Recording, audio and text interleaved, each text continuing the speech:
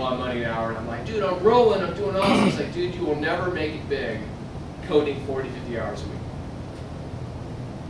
Being a manager and have developers you can trust, that's sort of like the end goal for a lot of people.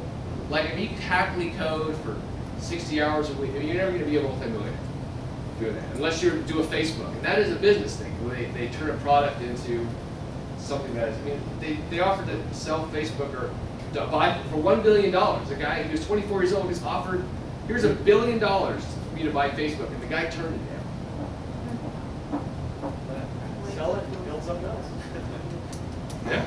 Many of the students right now in one class are just starting to work with their clients to go out and interview their clients and get information about their scope. So if you had to give them 3 words of advice in that process, what would you tell them when they're just meeting their client for the first time and trying to get their spec document? Don't freak out. Clients are people too. Yeah, I mean, you know, I was talking to Brian earlier today about, you know, I've worked on so many different systems and so many different code bases, and you know, the problem with software is that it's humans that are coding it, so it's totally fallible. It's just as fallible as people building, you know, bridges or whatever. It's run by humans. My advice with clients is to have a cheat sheet. You know, you have certain questions you always ask your clients. What is the purpose of this website? Is it informational? Are they selling a product? Do they want, you know, what is the end goals of the website? You know, for my wife's sites, it's really simple. You're fine.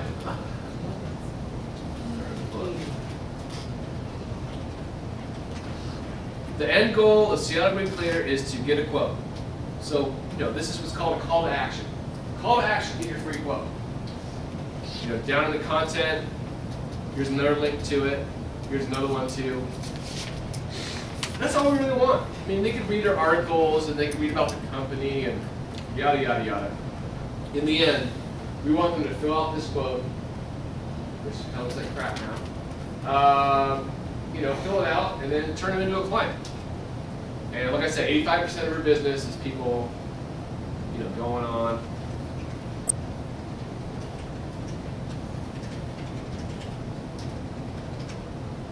And she's got tons of competition. But there she is.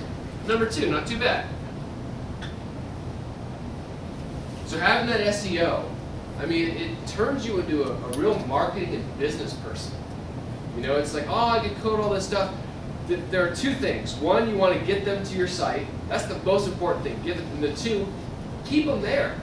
You know, I mean, there's tons of sites out there that have good SEO, and you get to it, it's like, it's a piece of crap. I don't know how to navigate it. I don't know. I mean, there needs to be call to action.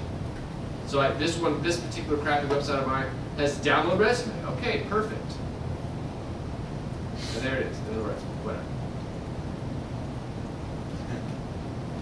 Other questions?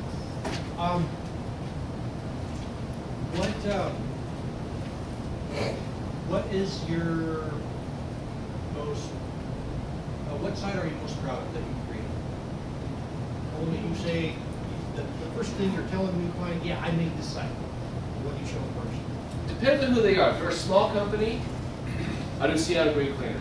And I basically really tout that as, I got her tons of business. Like regardless of the coding and the design, I got her tons of business. And that's the end result for those small businesses. I need to convert the clients.